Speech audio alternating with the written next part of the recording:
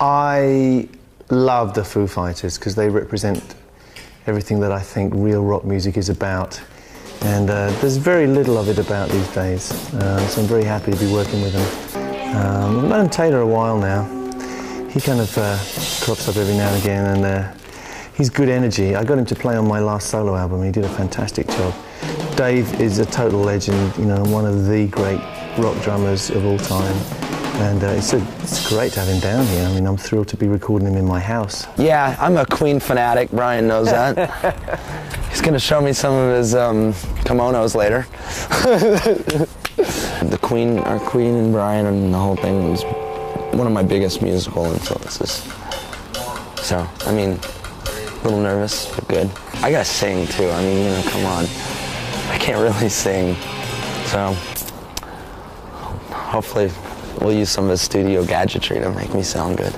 The Wish You Were Here album is not something that I delved into at great length, so I remember Have a Cigar, but when the boys played it to me, it was kind of like a new song to me. I realised I hadn't really listened to it, and I was kind of confused by the timing changes for a moment.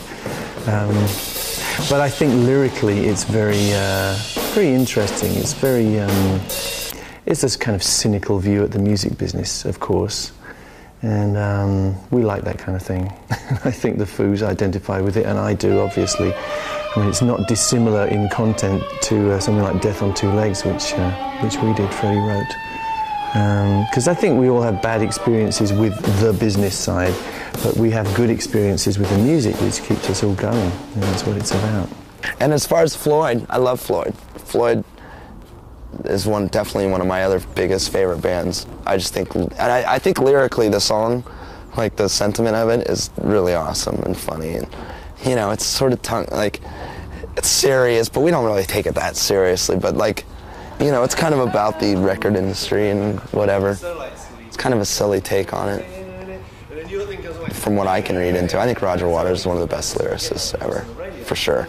I rate him and Lennon pretty close, which might sound sacrilegious to some people, but I mean, The Wall, once you get inside it, it's kind of a fucked place to be, but it's an amazing album. And same with Wish You Were Here and all that stuff.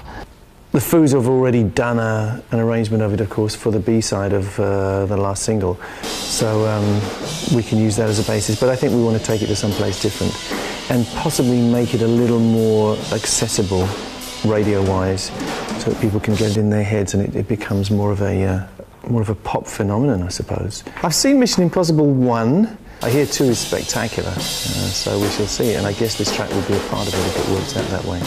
That's one of the motivating forces for doing this. But I think, you know, we just actually want to have fun. We like doing this kind of thing, and to have the chance to work with people like this is great.